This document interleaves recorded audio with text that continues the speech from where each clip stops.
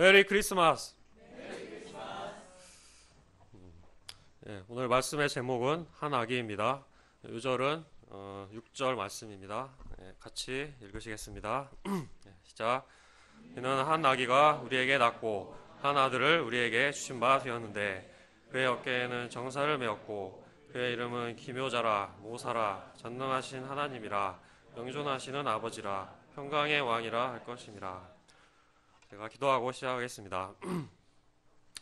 네, 하나님 아버지 감사합니다. 이 시간 저희를 또 불러주시고 예배 가운데 와서 말씀을 듣게 하시니 감사합니다. 이 시간 한 아기로 이 땅 가운데 낮아져 오신 이 아기 예수님을 깊이 만나기를 원합니다. 주님이 주시는 말씀을 저희가 마음으로 듣게 하시고 그 말씀이 저희 내면에 빛이 될 수 있도록 도와주십시오. 한 아기 예수님을 깊이 만날 수 있도록 은혜 주시길 기도합니다. 부족한 자를 굳게 세워주시고 오직 주님의 말씀이 온전히 드러날 수 있도록 도와주시기를 간절히 기도합니다. 네, 감사드리며 예수님 이름으로 기도합니다. 아멘. 네, 성탄 인사를 다시 한번 옆에 계신 분들, 옆자리에 앉으신 분들하고 다시 한번 해보겠습니다. 시작. 메리 크리스마스.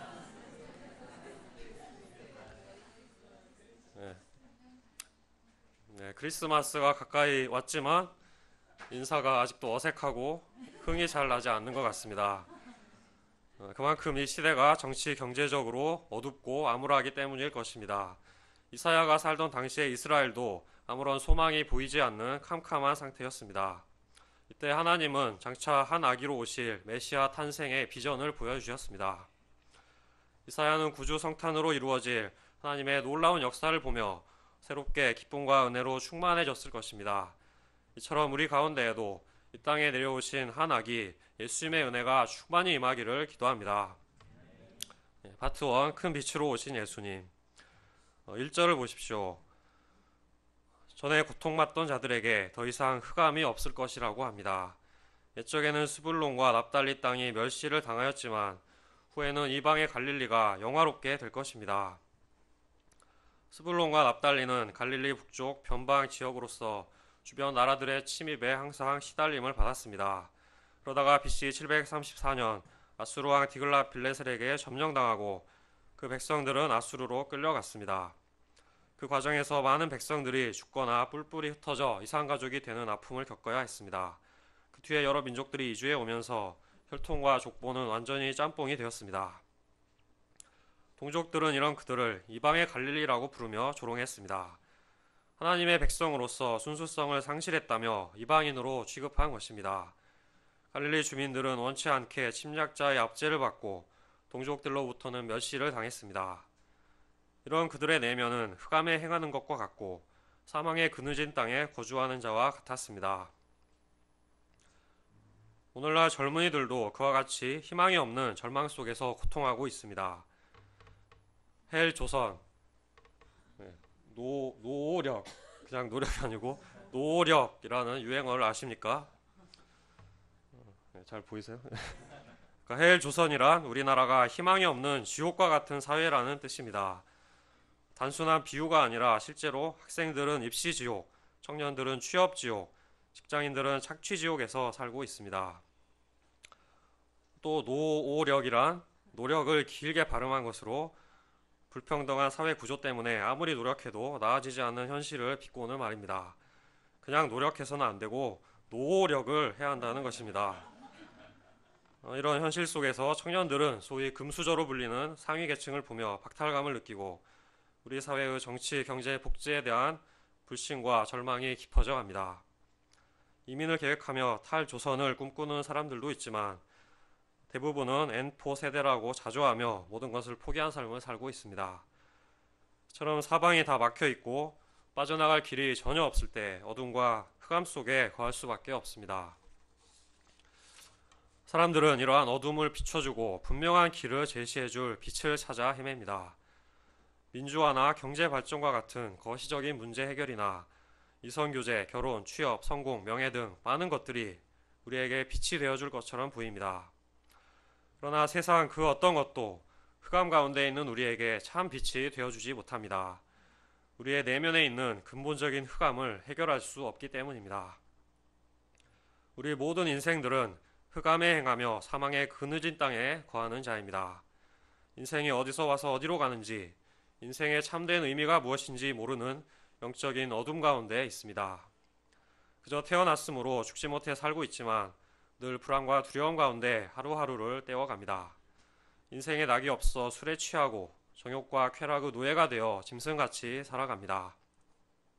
육신의 한계와 질병에 시달리며 죽음이 주는 허무와 두려움의 그늘에서 벗어날 수 없습니다. 이러한 어둠과 고통의 원인은 하나님을 떠남으로 참된 빛을 잃어버렸기 때문입니다. 시편 107편 10절 11절을 말합니다. 사람이 흑암과 사망의 그늘에 앉으며 곤고와 쇠사슬에 매임은 하나님의 말씀을 거역하며 지존자의 뜻을 멸시함이라. 또 열왕기하서 15장 28절은 갈릴리 땅이 아수르의 침략을 받게 된 이유를 말해줍니다. 여호와께서 보시기에 악을 행하여 이스라엘로 범죄하게 한 느밧의 아들 여로보암의 죄에서 떠나지 아니하였더라. 이스라엘은 하나님의 말씀을 거역하며 멸시하고 우상을 섬겼습니다. 결국 그들은 영적인 맹인이 되고 암흑 속에 거하게 되었습니다. 하나님은 이런 그들을 징계하심으로 돌이키기를 원하셨습니다.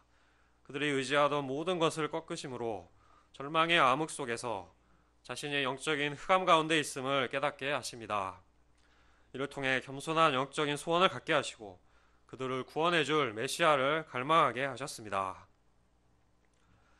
2절 말씀을 보십시오. 흑암에 행하던 백성이 큰 빛을 보고 사망의 그늘진 땅에 거주하던 자에게 빛이 비치도다. 마침내 하나님은 때가 되자 큰 빛 예수님을 보내주셨습니다. 이 예수님은 참된 빛, 곧 세상에 오셔서 모든 사람을 비춰주는 빛이 되십니다. 예수님을 만날 때 흑암 가운데 행하던 우리 인생들은 큰 빛을 보게 됩니다. 진리의 빛, 구원의 빛을 보게 됩니다. 참되고 영원한 소망의 빛을 보게 됩니다. 죽음의 그늘이 물러가고 생명의 빛이 임하게 됩니다. 이 빛이 비칠 때 아무리 깊은 절망과 흑암 중에 있던 사람이라도 살아날 수 있습니다. 예수님께서 오시기 전 이스라엘 백성들은 로마의 식민 통치 아래 신음하며 가난과 질병에 시달리고 귀신 들려 고통하고 있었습니다. 그러나 예수님이 오셔서 복음 사역을 시작하시자 흑암에 앉은 백성이 큰 빛을 보았고 사망의 그늘에 앉은 자들에게 빛이 비추었습니다. 이 빛이 비추는 자마다 실제로 살아나고 변화되었습니다. 베드로와 안드레, 야고보, 요한은 갈릴리 바다에서 물고기 잡는 무의미한 인생을 살고 있었습니다. 그러나 예수님을 만나 사람 낚는 업으로 부르심을 받고 의미 있는 사명인의 인생을 살게 되었습니다. 또 세리 마태는 이기적인 욕심을 쫓아 살던 외로운 하이에나 같은 자였습니다. 이런 그에게 예수님이 큰 빛으로 임하시자 어두운 세상에 빛을 비추는 인생을 살게 되었습니다. 그들의 위로부터 빛을 받았을 때 삶의 목적과 의미를 깨닫고 분명한 방향을 얻었습니다. 삶의 의욕과 기쁨이 생기고 희망이 솟아나며 위대한 비전으로 가득하게 되었습니다. 큰 빛 대신 예수님이 그들의 인생을 180도 바꿔놓으신 것입니다. 예수님이 오시기 전 갈릴리 지역은 선한 것이 나올 수 없고 선지자가 날 수 없다며 버림받은 땅이었습니다. 그러나 예수님이 오심으로 그 땅이 영화롭게 되었습니다. 믿는 자라면 누구나 예수님의 발자취가 어려 있는 그곳을 일생 단 한 번이라도 직접 가보기를 소망합니다. 아무런 자원도 없고 볼만한 경치도 없이 황량한 곳이지만 오직 예수님 때문에 유명해지고 영광을 얻었습니다. 과거 우리나라도 수많은 외세의 침략으로 많은 멸시와 고통을 받았습니다. 그러나 하나님께서 물밑에선 봉선화와 같이 처량한 이 나라를 불쌍히 여기시고 예수 그리스도를 보내주셨습니다. 그때 유례없는 영적 부흥이 일어나고 인구 비율로 보면 세계에서 가장 많은 선교사를 파송하는 영적 제사장 나라가 되었습니다. 세상에서 가장 못 살았던 나라가 최단기간 경제 성장을 이루어 세계 20위 안에 들어갈 만큼 국격이 껑충 뛰어 올랐습니다. 우리나라가 이렇게 된 것은 철저히 낮아진 상태에서 겸손히 예수님을 영접함으로 큰 은혜를 받았기 때문입니다. 우리 각 사람의 인생도 큰 빛 대신 예수님의 임하심으로 영화롭게 되었습니다. 과거 우리는 흑암의 권세, 죄와 사망의 권세에 짓눌려 절망스럽고 비참한 인생을 살았습니다. 그러나 예수님이 오심으로 우리는 빛의 나라, 주님의 사랑의 나라로 옮겨졌습니다. 그리하여 죄의 종으로 비참하게 죽었을 자가 이제는 영광스러운 캠퍼스 목자의 삶을 살게 되었습니다. 흑암에 갇혀 어둠의 독한 기운을 내뿜던 인생이 생명의 복음을 전하는 빛의 사자가 되었습니다. 우리를 위해 이 땅에 빛으로 내려오신 주님의 그 크신 은혜와 사랑에 감사를 드립니다.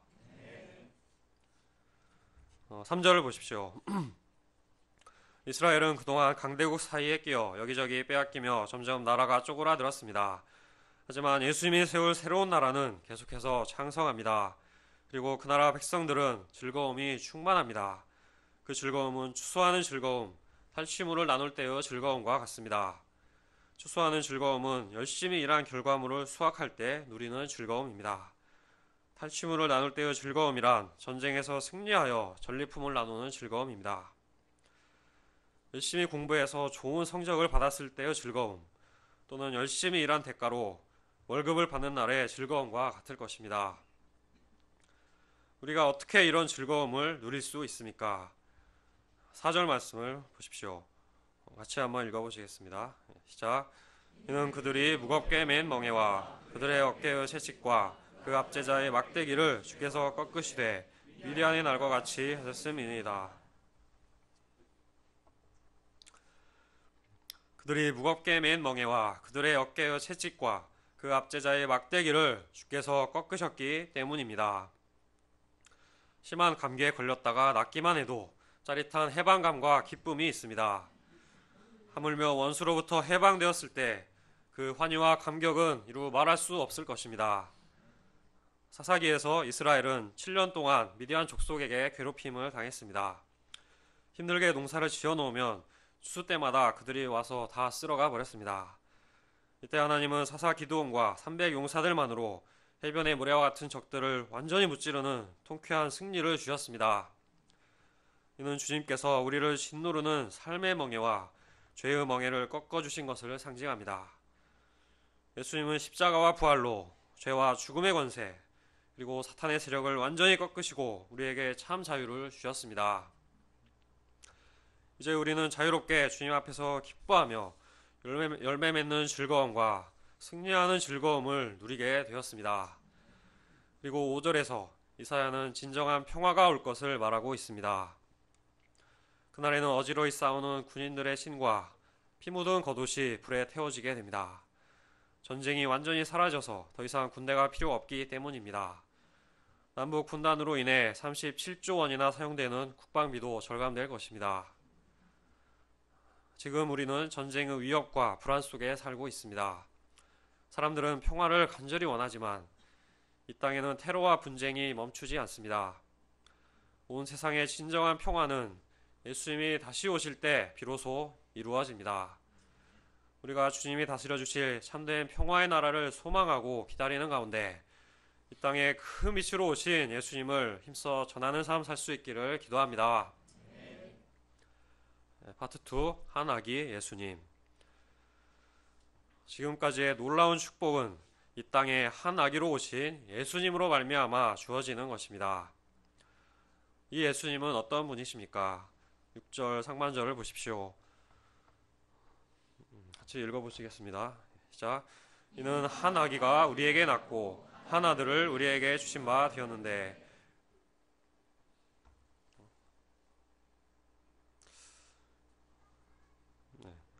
그의 어깨에는 정사를 메었고까지. 정사를 메었고. 네.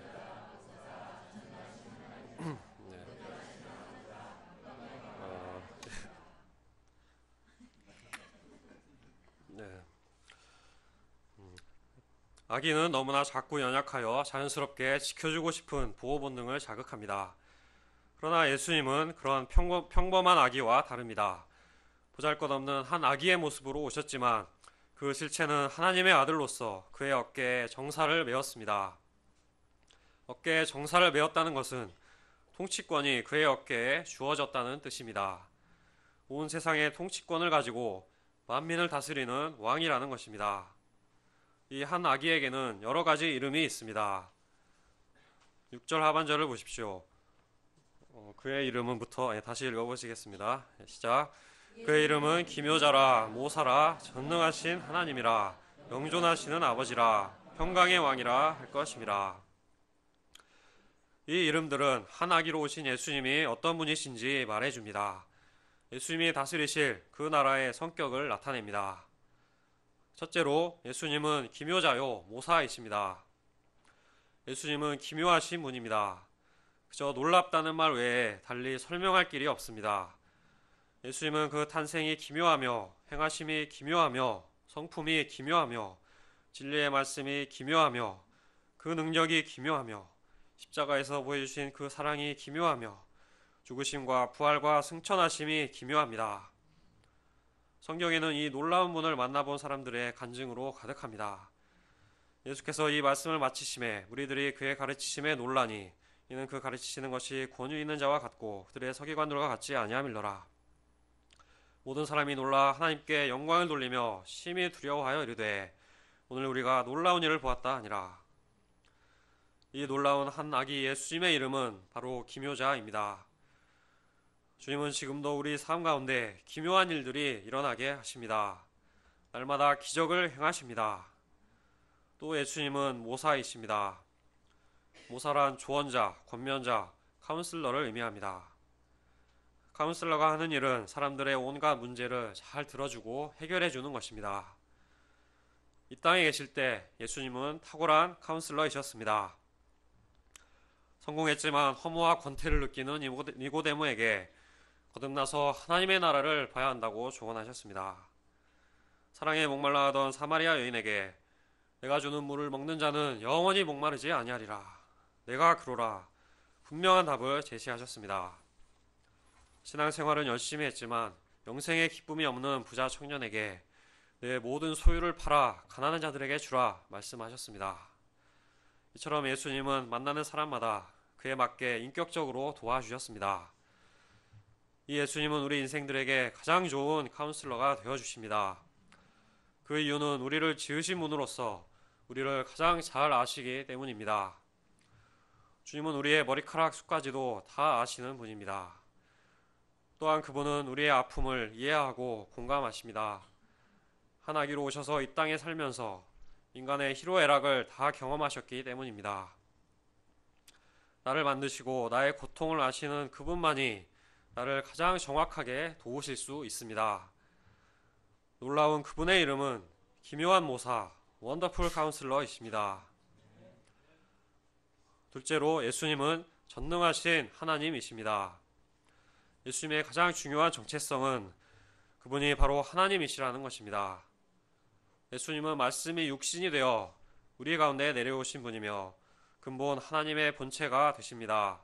또 보이지 아니하는 하나님의 형상으로서 신성의 모든 충만이 그 육체 안에 거하시는 하나님의 아들이십니다.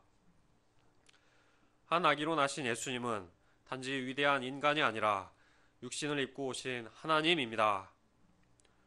예수님은 창조주 하나님만이 하실 수 있는 능력을 행하셨습니다. 성난 바람과 파도를 말씀으로 잔잔하게 하시고 죽은 지 나흘이 되어 썩어 냄새나던 나사로를 다시 살리셨습니다. 보리떡 5개와 물고기 2마리로 5,000명의 무리를 배불리 먹이셨습니다. 이 예수님께는 불가능이 없습니다. 우리는 능력 있는 인생을 살기 원하지만 늘 한계에 부딪혀 무기력할 때가 얼마나 많습니까? 사탄의 공격에 힘을 잃고 비실비실 맥없는 인생을 살기 쉽습니다. 그러나 우리에게는 진정한 힘을 주시며 능력의 근원 되신 주님이 계십니다. 한 아기로 오신 전능하신 하나님, 우리 주님을 날마다 의지할 때 강력한 사탄의 역사를 파하고 능력 있는 인생을 살 수 있습니다. 셋째로 예수님의 이름은 영존하시는 아버지입니다. 아버지는 나를 보호해주고 지켜주며 필요한 것을 공급해 주시는 분입니다. 육신의 아버지는 우리가 어릴 때 전지전능한 슈퍼맨이요 든든한 거목이었습니다. 그러나 시간이 갈수록 아버지의 존재감은 점점 약해져 갑니다. 조금씩 늙어가며 약해지는 아버지가 부담스러워 나도 모르게 외면하게 되는지도 모르겠습니다. 육신의 아버지는 자녀에게 아무리 줘도 부족하고 항상 미안함을 느끼는 한계적인 존재들입니다. 이러한 아버지들은 육신을 입은 이상 언젠가는 이별하는 날이 옵니다. 아버지 역할을 제대로 하지 못하고 상처만 주는 아버지들도 많습니다. 육신의 아버지는 우리의 진정한 아버지가 될 수 없습니다. 이런 우리에게 예수님이 영적인 아버지가 되십니다. 늙지도 쇠하지도 죽지도 않으시는 영원한 아버지가 되어주십니다. 거친 광야와 같은 세상 속에서 우리를 과와 같이 버려두지 않으시고 우리를 책임져 주십니다. 자녀된 우리를 신실하게 보호하시고 영육간에 우리의 모든 필요를 채워주시며 언제나 우리의 든든한 버팀목이 되십니다. 예수님은 우리의 영원한 아버지, 참된 아버지가 되십니다. 넷째로 예수님은 평강의 왕이 되십니다. 평강의 왕이란 평화로 다스리신다는 뜻입니다. 세상의 통치자들은 힘으로 억누르고 공포로 다스립니다. 당시 초강대국 로마는 전쟁의 승리를 통해 약자를 정복하고 굴복시킴으로써 로마의 평화를 이룩했습니다. 이는 강요된 평화요, 거짓되고 일시적이고 상대적인 그들만의 평화였습니다. 히브리어 샬롬은 그런 뜻이 아닙니다. 어느 한 곳이라도 깨지거나 상하거나 흠이 없는 완전함을 의미합니다. 그 샬롬을 가진 분은 하나님 한 분뿐입니다. 인간이 하나님과 올바른 관계를 맺을 때 샬롬을 얻을 수 있습니다. 평화, 자유, 평등, 마음의 평안, 안전, 복지, 행운, 정의, 온전함, 자유, 치유, 하나님의 보호와 구원 등 모든 것이 주어집니다. 샬롬이란 하나님이 주시는 완전한 평화요, 그리스도를 통해 이루어지는 참된 평화입니다. 예수님은 평강의 왕으로서 우리를 평화로 다스려 주십니다. 죄와 사탄의 세력이 우리 마음을 지배할 때 어두움, 불안, 죄책감과 두려움에 고통하게 됩니다. 그 마음에 평안이 없습니다. 이사야서 57장 20절 21절입니다. 그러나 악인은 평온함을 얻지 못하고 그물이 진흙과 더러운 것을 늘 솟구쳐내는 요동하는 바다와 같으니라. 내 하나님의 말씀에 악인에게는 평강이 없다 하셨느니라. 반면에 예수님을 마음에 영접하고 모실 때 우리의 내면에 평강이 찾아옵니다. 요한복음 14장 27절 말씀입니다. 평안을 너희에게 끼치노니 곧 나의 평안을 너희에게 주노라. 내가 너희에게 주는 것은 세상이 주는 것과 같지 아니하니라.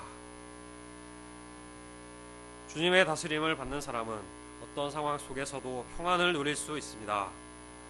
그것은 평강의 왕께서 주시는 놀라운 평안으로서 아무도 빼앗아갈 수 없는 것입니다.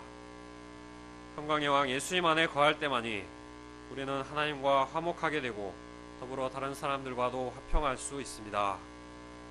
주님 안에서 절대적이고 완전하고 영원한 평화, 참된 평화가 이루어집니다. 나아가 평강의 왕이 다스리시는 그 나라는 무궁합니다. 7절을 보십시오. 그 정사와 평강의 더함이 무궁하며 세상 왕의 통치권은 길어야 몇십 년을 가지 못합니다. 그러나 예수님의 통치는 끝이 없습니다. 왕 대신 주님의 통치는 영원 무궁합니다. 예수 그리스도의 나라는 점점 커지고 영원히 이어집니다. 하나님은 그 나라를 굳게 세우시고 지금 이후로 영원히 정의와 공의로 그것을 보존하십니다. 최근에 마이클 샌델의 정의란 무엇인가, 토마 피케티의 21세기 자본과 같은 책들이 100만 부 이상 팔린 것을 보면 사람들은 정의와 공의, 평등을 갈구하고 있습니다. 그러나 현실의 정치는 비리와 유착과 부패로 흙탕물과 같이 혼탁합니다. 전체 고용의 4%만 기여하는 100대 기업이 전체 이익의 60%를 가져가는 불평등이 구착되어 있습니다.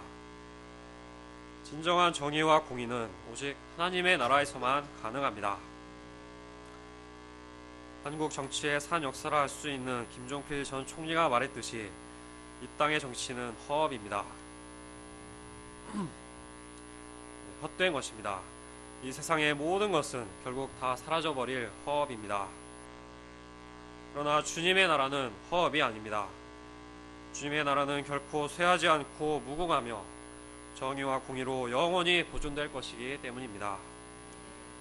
그 나라의 시작은 겨자씨처럼 작고 미미하지만 계속 커져서 나중에는 큰 나무가 되고 많은 새들이 깃들게 됩니다. 이 주님의 나라를 위한 수고만이 결코 헛되지 않습니다. 그리스도의 나라만이 우리의 참된 소망이 됩니다. 이 모든 역사를 누가 이루십니까? 만군의 여호와의 열심히 이를 이루십니다.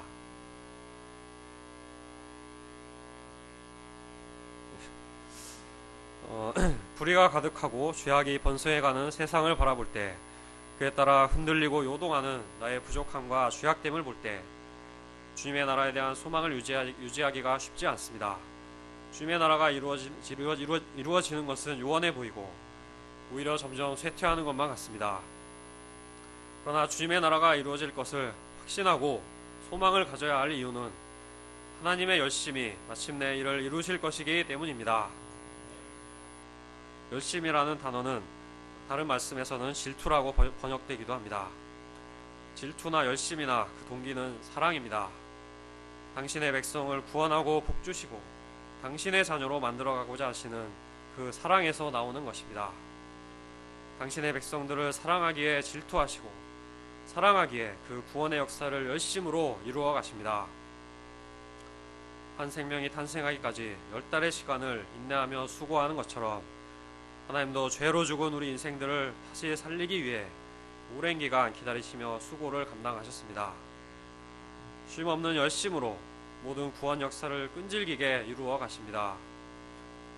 북한과 중국 당국의 무자비한 박해도 엄청난 부흥의 역사를 이루시는 주님의 열심을 막을 수 없습니다. 우리에게도 그와 같은 하나님의 열심을 허락하여 주시길 기도합니다. 그 열심과 믿음을 가지고 주님의 나라가 속히 이루어지기를 소망하며 그 나라의 확장을 위하여 쓰임받는 삶 살기를 간절히 기도합니다. 저는 메시지를 준비하면서 흑암과 고통 가운데 거하며 소망 없이 살아가던 과거를 다시 돌아보게 되었습니다. 제가 고등학생 때 어머니의 도박과 그로 인한 빚, 아버지의 보증 때문에 가정은 완전히 풍비박산이 났습니다. 내성적이고 자의식이 많은 성격과 이런 상황으로 인해 저는 깊은 어둠 속에 거하게 되었습니다. 여기서 벗어나려면 열심히 공부해서 명문대에 합격하는 길뿐이라고 생각했습니다. 그것이 저의 유일한 빛이요 소망이었습니다. 그래서 95년 하나님의 은혜로 고대 경영학과에 합격했으나 그 기쁨은 잠시뿐이었습니다. 간신히 입시의 어두운 터널을 빠져나오니 계속해서 끝없는 경쟁이 기다리고 있었습니다. 대학 생활은 저에게 빛이 되기는커녕 실망만 안겨주었습니다. 그때 바이블 아카데미에 참석하여 말씀을 듣고 성역 공부를 하게 되었습니다. 대초에 깊은 흑암 가운데서 빛이 있으라 하신 창조주 하나님이 저에게 빛으로 임하셨습니다. 나의 존재 자체를 무조건적으로 기뻐하시는 하나님을 만났을 때 마음속에 알 수 없는 기쁨과 은혜가 채워지기 시작했습니다. 특히 여름 수양회를 통해 예수님을 나의 구주로 만나고 인생이 완전히 달라졌습니다. 주님은 저를 하나님의 자녀로 변화시켜 주셨을 뿐 아니라 지금도 하나님의 백성으로 살도록 계속해서 인도하시고 도와주시고 다스려 주십니다.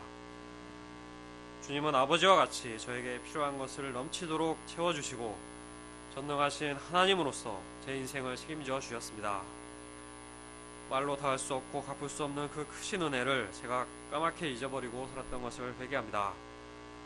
저를 위하여 이 땅에 내려오신 아기 예수님의 은혜를 새롭게 기억하고 나의 주 나의 왕 되신 예수님을 마음 가운데 모심으로 성탄의 은혜와 기쁨이 충만하게 되기를 간절히 기도합니다. 하나님께서 우리에게 주신 한 아기는 기묘자요 모사요 전능하신 하나님이요 영존하시는 아버지요 평강의 왕이십니다. 예수님이 우리에게 큰 빛으로 임하시고 우리를 영화롭게 하여 주십니다. 이 예수님으로 말미암아 우리는 현실의 어려움을 이겨낼 수 있고 평안할 수 있습니다. 이번 성탄절을 통해 그분의 놀라운 이름을 하나씩 부르며 그분 앞에 나가기를 기도합니다. 그리하여 하나님 예수님을 새롭게 만나고 그로 인한 기쁨과 감사와 은혜가 우리 안에 충만해지기를 기도합니다.